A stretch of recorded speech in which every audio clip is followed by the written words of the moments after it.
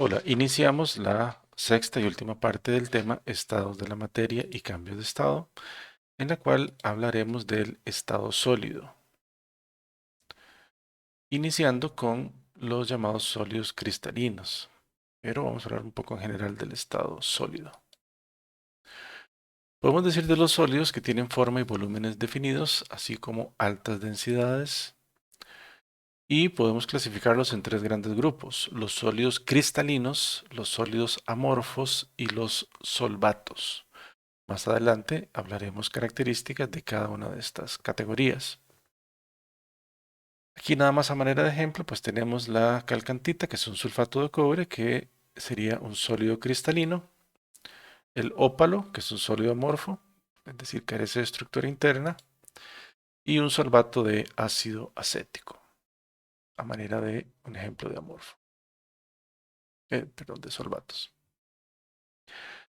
Empezando con los sólidos cristalinos, vamos a definir qué es un cristal. Entonces es aquella sustancia cuyas partículas, entiéndase estos como átomos, iones o moléculas, se encuentran empacados de una manera muy estrecha, o sea, muy juntos, de modo que la energía potencial total es mínima.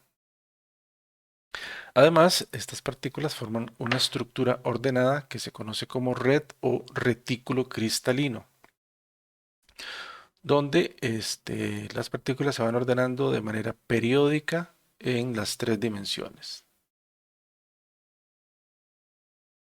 El proceso de cristalización vamos a entenderlo como aquella precipitación del compuesto de una disolución hacia un arreglo ordenado. Las variables que están implicadas en este proceso de cristalización pues son el tipo de disolvente empleado, la temperatura a la cual se lleva a cabo, así como la presión a la cual ocurre, cuál es el patrón de arreglo cristalino para la sustancia en cuestión, si existe o no la posibilidad de que se formen complejos de sales insolubles, entre muchas otras variables. Estos sólidos cristalinos se disponen según una configuración geométrica definida, es decir, siempre serán poliedros regulares y va a ser característica de cada sustancia. Esa unidad repetitiva básica vamos a conocerlo, llamarla como celda unitaria. Y esta celda unitaria está representada por un paralelepípedo.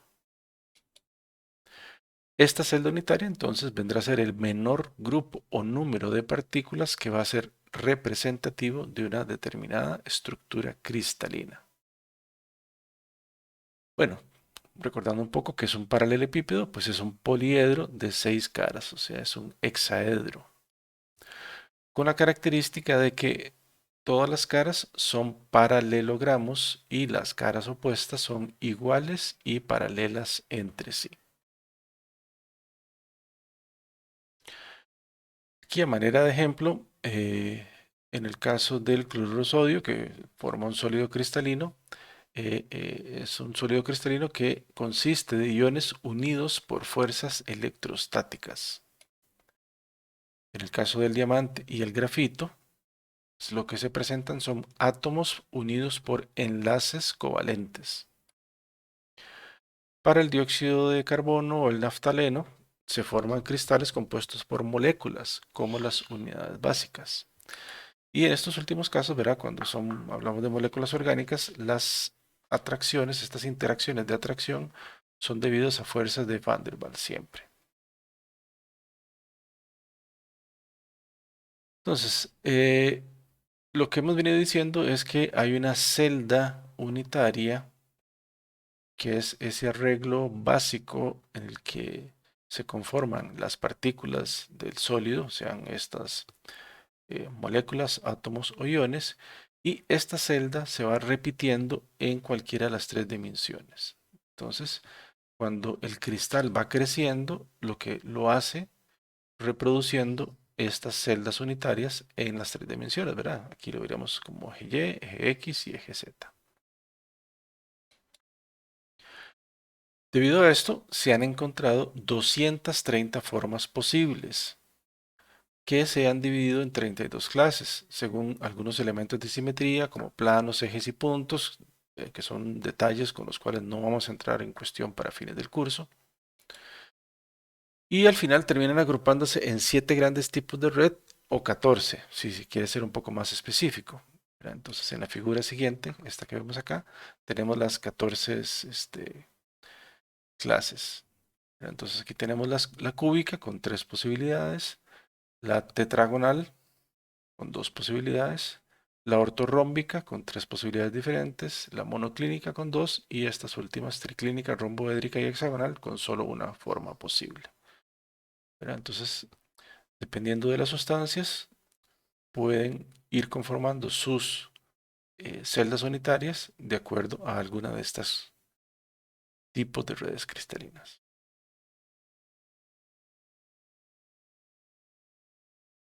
Entonces aquí nada más vamos a listar unos ejemplos a manera de eso, de ejemplos de algunos sólidos que son de uso frecuente en el campo de la farmacia.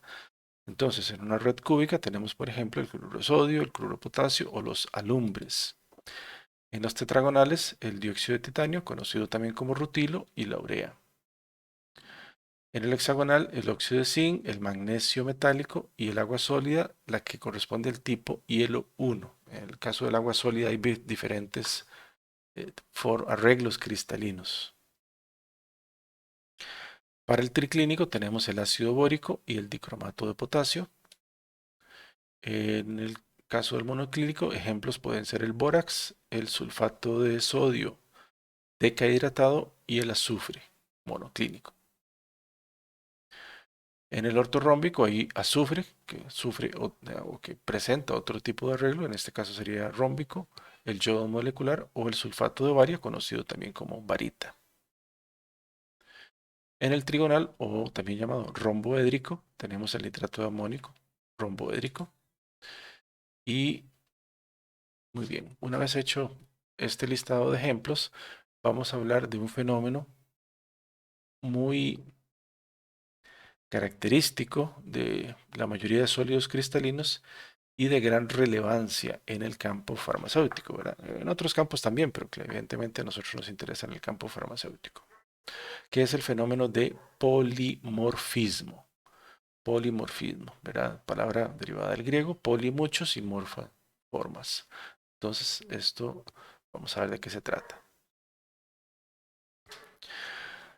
Entonces, se dice que un compuesto presenta polimorfismo cuando puede adoptar más de una estructura cristalina. Ya en los ejemplos vimos el caso del hielo, el caso del azufre, que aparecían o podían aparecer en más de una categoría.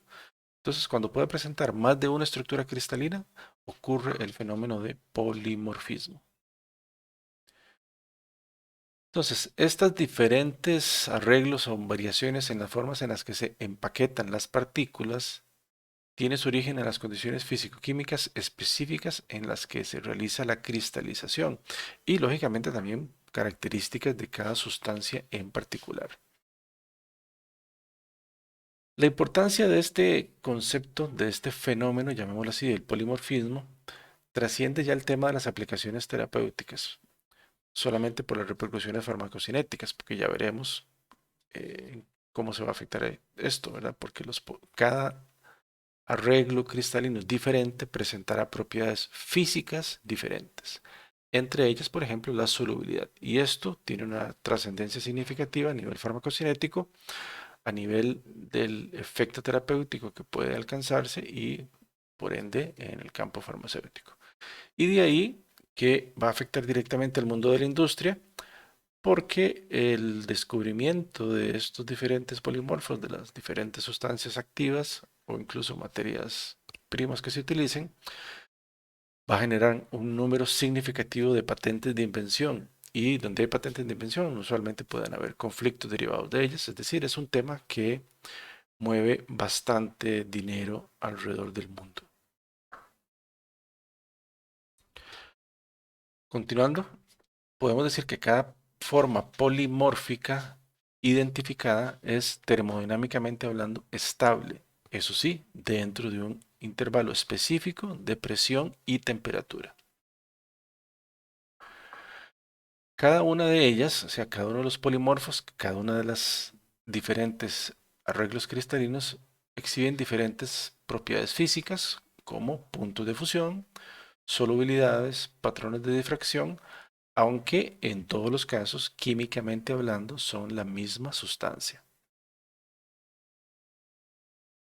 Estas diferencias en las propiedades físicas no siempre son grandes, o sea, en magnitud no necesariamente son grandes, pero a veces pueden ser sustanciales, ¿verdad? O definitivas de si una sustancia tiene actividad terapéutica o no, por ejemplo.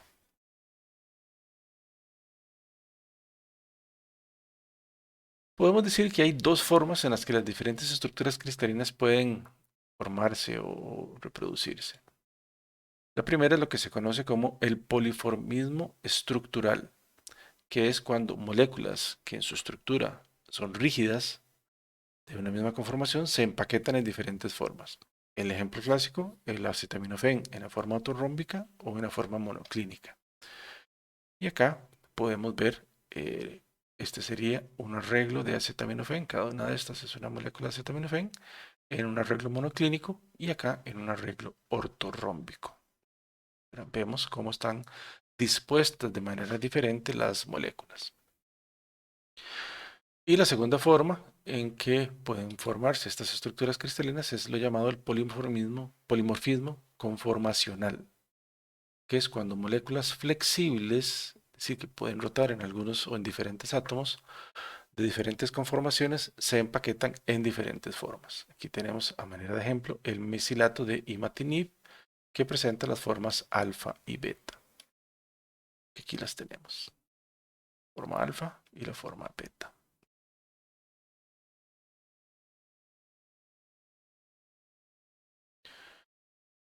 Alrededor del año 1888, el investigador de apellido alemán acuñó, en relación al fenómeno de polimorfismo, los términos monotropía y enantiotropía, y además habló de la temperatura de transición, que viene a ser aquella temperatura a la cual el material sólido cambia de una forma cristalina a otra.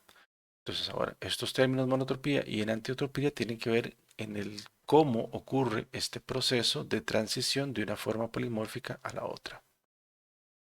Entonces hablamos de enantiotropía cuando el cambio de una forma a otra a la temperatura de transición es reversible. Y el ejemplo sería el azufre rómbico, que a 95,6 grados centígrados se puede interconvertir en azufre monoclínico o viceversa.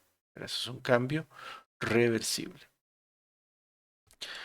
Y se habla de monotropía cuando una forma es estable y la otra es lo que llamaríamos metaestable. Es decir, que esta forma metaestable va a sufrir un proceso para convertirse en la forma estable a cualquier temperatura y este cambio no es reversible. Sin embargo, a manera de ejemplo tenemos el caso del grafito, que sería la forma estable, y el diamante, estás hablando de polimorfos del carbono, el diamante sería la forma metaestable. Lo que sucede es que el paso de diamante a grafito, aunque sea un proceso irreversible, es infinitamente lento, ¿verdad? Entonces, esto es algo que también hay que tener presente, ¿verdad? Cómo es que ocurre esa transición entre polimorfos, ¿verdad? Y si es reversible o no. Como ya lo mencionamos hace unos momentos, un polimorfo puede ser más activo, terapéuticamente hablando, que otro. Algunos casos de falla terapéutica, es decir, que se administre un medicamento con esta sustancia activa y que no haya actividad terapéutica o que no se alcancen los niveles necesarios y que en algunos casos puede llevar a un peligro inminente de la vida de los pacientes, podrían explicarse por este fenómeno, ¿verdad? Es decir, no es la única explicación para las fallas terapéuticas, pero en muchos casos puede ser la causa justa. Y un ejemplo clásico es el de la carbamazepina, ¿verdad? Que es un medicamento que tiene muchos usos. Uno de ellos es como anticonvulsivante, por ejemplo. Para este compuesto, para este principio activo, la carbamazepina, se han reportado la existencia de al menos 4 polimorfos que se han identificado con los números romanos del 1 al 4. Y además hay una forma dihidratada que ya veremos qué es, ¿verdad? Este no es un polimorfo, pero es otro arreglo en estado sólido. Que más adelante veremos de qué estamos hablando acá. Ahora, termodinámicamente hablando, las formas anhidras, es decir, las que no están hidratadas, se disuelven más rápido. pero en contacto con la humedad del ambiente se pueden transformar en la forma dihidratada, que es, eso sí, más estable termodinámicamente hablando, pero por eso menos soluble. Y un principio activo, si se disminuye su solubilidad, esto puede incidir directamente en que se dificulte su absorción, que no se alcancen niveles plasmáticos adecuados y que no haya un efecto terapéutico adecuado tampoco. Otro ejemplo de una sustancia bastante utilizada en el campo farmacéutico y que presenta el fenómeno de polimorfismo es el aceite de teobroma, más popularmente conocido como la manteca de cacao, que se utiliza como una matriz o una base para muchas formas farmacéuticas, específicamente para supositorios. Entonces, por la función que tienen esta forma de introducir al organismo los principios activos, es necesario que a la temperatura corporal el material funda para que pueda liberar el principio activo y éste se pueda absorber y ejercer el efecto terapéutico. Entonces, en el caso de la manteca de cacao hay 6 formas polimórficas, pero la que, digamos, es funcional para preparar supositorios es la forma 5, que tiene una temperatura de fusión de 34 grados centígrados. Es un material lustroso, firme, pero que funde a temperaturas cercanas a las corporales. Entonces esto nos asegura que damos a temperatura ambiente por debajo de 34 grados, 20, 25, hasta 30 grados. El material sigue siendo un sólido firme, pero que al alcanzar la temperatura corporal va a fundir. Cualquiera de las otras formas, digamos estas de la 1 a la 4, vean que funden a temperaturas relativamente bajas y no podrían servir para el material, excepto que se mantuviera en refrigeración. O la forma 6, verá que ya más bien es un material muy duro, que toma semanas en formarse y funde a una temperatura mayor. Entonces aquí esto es muy importante, verá, cuando se trabaja con este tipo de materiales. En primer lugar, reconocer cuál es, primero, si se presenta el fenómeno de polimorfismo, reconocer cuáles pueden ser útiles y cómo ocurren las transiciones entre ellos, para, en la medida de lo posible, evitarlas. Muy bien, dejamos de lado los sólidos cristalinos y vamos a analizar un poco los sólidos amorfos, que también se le conoce como un estado vítreo, ¿verdad? Y en esta imagen pues se ejemplifica la característica más fundamental entre ambos. ¿Verdad? Aquí se ve algo de orden y aquí se ve algo más como aleatorio. Entonces, los sólidos amorfos pueden considerarse, ¿verdad? Esto no es una afirmación totalmente cierta, no nos confundamos, pero mucha gente lo dice, sí, casi como líquidos sobreenfriados. Pero lo que más nos interesa es que las moléculas, al ir acomodándose en ese estado, lo van haciendo de una manera aleatoria. No hay un orden, como si lo hay en los cristales.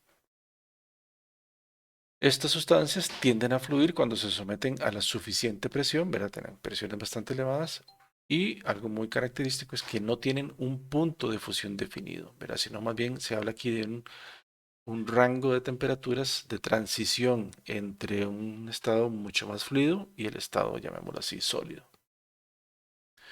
Ejemplos de sólidos amorfos, en general, vidrio, el asfalto, la brea, el caucho y algunos plásticos sintéticos como el poliestireno. Y aquí vemos la diferencia entre una misma sustancia que se acomoda en un arreglo cristalino y en un arreglo amorfo, ¿verdad? Ven que el término amorfo lo que nos indica es a, sin y morfoforma, es decir, sin forma. En este caso se refiere a sin una forma estructurada. En cuanto ya a características físicas, los sólidos amorfos son isotrópicos, a diferencia de los cristales que son anisotrópicos, excepto los cúbicos que sí tienen isotropía. Bueno, ¿y esto qué es? Los materiales isotrópicos son aquellos que tienen propiedades idénticas en todas las direcciones en cada punto dado. Es decir, cualquier propiedad que se mida en un material isotrópico como los sólidos amorfos va a tener exactamente el mismo valor. Es decir, como que se haga incidir un rayo de luz y se mida la luz que logra atravesar el material. En ese caso, intensidad de esa radiación siempre será la misma independientemente de cómo esté acomodado el material.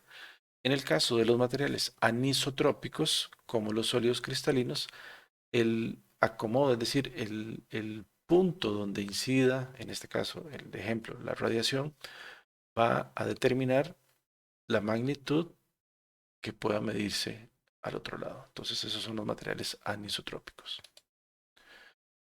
Pero lo que nos interesa en este caso es que por simple observación, observando el sólido, observando el polvito ahí, no es posible diferenciar entre un amorfo y uno cristalino.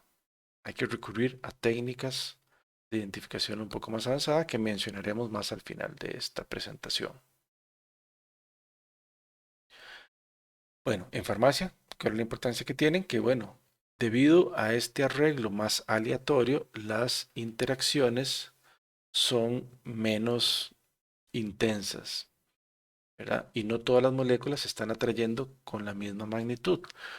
¿Eso qué significa? Que para separarlas se requiere un poco de menos energía y provoca que sean más solubles que las formas cristalinas. Entonces, normalmente un sólido amorfo siempre será más soluble que una forma cristalina. Eso sí, pueden presentar menor estabilidad química, mayor higroscopicidad, es decir, de absorber la humedad del aire, y pueden presentar una alta tendencia a cristalizar. Y un ejemplo clásico en farmacia ha sido esta sustancia, la novobiosina, un antibiótico, que si se utiliza el estado amorfo, pues presenta una solubilidad adecuada, se alcanzan niveles terapéuticos y se obtiene una actividad, en este caso antibiótica, adecuada. Si se utiliza una forma cristalina, la solubilidad disminuye drásticamente y no se puede disolver, no hay absorción, no hay efecto. Entonces, esta es la importancia acá de comprender el fenómeno y lograr identificar el estado sólido con el cual se requiere o se puede trabajar. Y la última categoría de estado sólido es los llamados solvatos, pero que también se les llama pseudopolimorfos. Pseudopolimorfos. Entonces aquí tenemos polimorfos, ¿verdad? Diferente arreglo en estado sólido de una misma sustancia química. Amorfo, donde más bien no hay arreglo, ¿verdad? Es una solidificación con un empaquetamiento aleatorio de las partículas. Y en el caso de los solvatos, lo que sucede es que en el cristal, estos son sólidos cristalinos, los solvatos son sólidos cristalinos, en el cristal no tenemos únicamente la sustancia, sino que también se pueden incorporar dentro del cristal moléculas de solvente. Entonces, por eso se le llama pseudopolimorfos, porque es una forma cristalina diferente del compuesto, pero no es exactamente polimorfo porque en el cristal hay otra sustancia añadida, que en este caso son moléculas del disolvente. En este caso, los sólidos farmacéuticos que son obtenidos por métodos estándar de química orgánica, que son purificados y luego cristalizados a partir de diferentes solventes, pueden presentar este fenómeno. ¿Por qué? Porque los residuos de solventes quedan atrapados en el retículo cristalino, formando un cocristal que específicamente en estos casos se le llama solvato. Claramente la estructura de este cristal se va a ver afectada, contrastada con un cristal donde solo tengamos las partículas del compuesto de interés, porque aquí hay una modificación de las interacciones intermoleculares. No es la misma la atracción entre dos moléculas del compuesto que entre el compuesto y el disolvente. Por eso es que entonces esa estructura cristalina se va a ver afectada. Cuando el solvente utilizado es agua, a estos solvatos se les llama hidratos.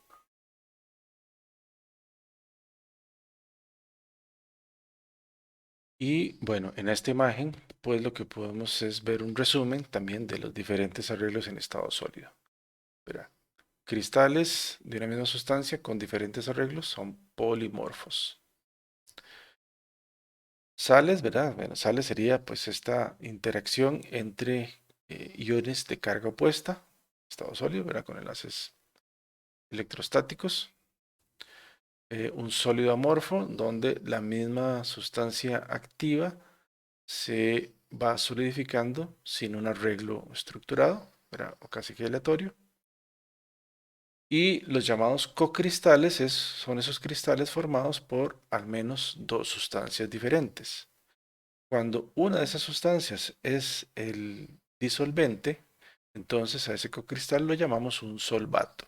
Y si el disolvente es agua, a ese cocristal o solvato más bien lo vamos a llamar un hidrato.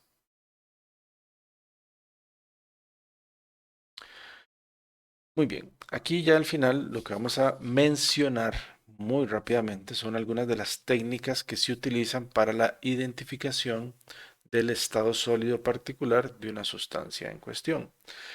Y lo más importante que debemos tener presente acá es que no hay forma de lograr identificar de manera específica un estado sólido particular con solamente una técnica, sino que lo usual es que se combinen como mínimo tres de ellas.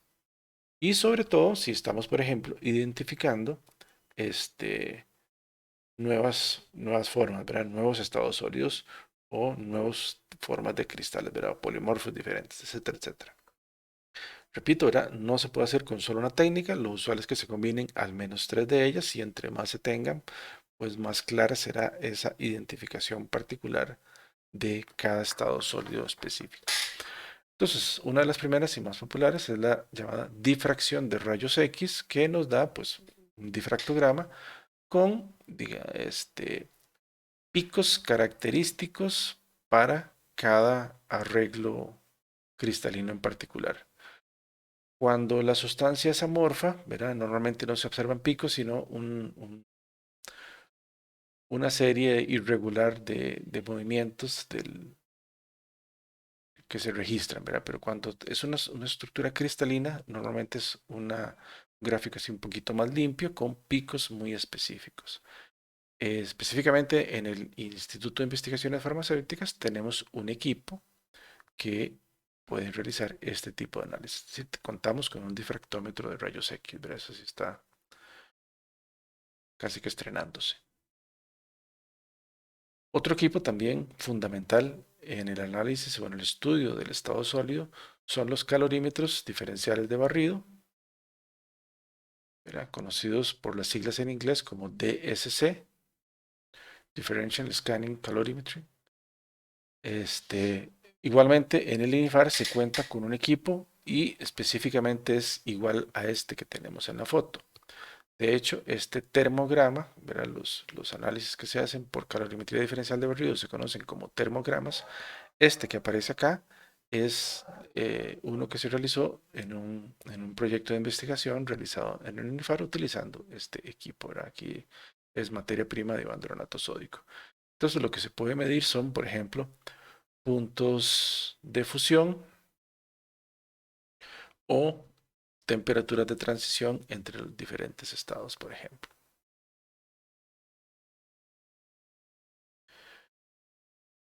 Muy relacionado también, ¿verdad? Y sobre todo muy importante para la identificación de solvatos es el análisis termogravimétrico, ¿verdad? Que aquí simplemente lo que se va haciendo es una medición de la masa de la muestra conforme ésta se va calentando. Y en el caso, por ejemplo, de que contenga agua, pues se pueden identificar los picos donde se van liberando las aguas de hidratación y con esto se puede identificar cuántas aguas de hidratación tiene el material, por ejemplo. En el caso del INIFAR, pues el mismo equipo de la diapositiva anterior puede realizar este análisis. En otros laboratorios, pues se tienen equipos separados para cada una de las técnicas. También no puede faltar el análisis por infrarrojo, donde si bien es cierto, si es la misma sustancia química, tendrá picos característicos de acuerdo a los diferentes grupos funcionales. En el caso de los sólidos cristalinos o de los amorfos, pueden aparecer picos, ¿verdad? Que no aparecerán en otros arreglos cristalinos o en los sólidos amorfos. Entonces también el infrarrojo puede ser una técnica que junto con los demás puede ayudarnos a diferenciar de uno u otro. Y por último tenemos el microscopio de Raman, ¿verdad? Que es una técnica también bastante utilizada. Este equipo sí no está tan frecuentemente encontrado, por ejemplo, aquí en el país, pero bueno, puede darnos unas imágenes o unos gráficos bastante completos en relación con el resto de las pruebas que se pueden realizar, ¿verdad? Y como complemento para identificar estructuras, tipos de arreglos de los átomos, pues entonces es bastante importante. Y bueno, con esto concluiríamos lo que corresponde al tema estados de la materia y cambios de estado.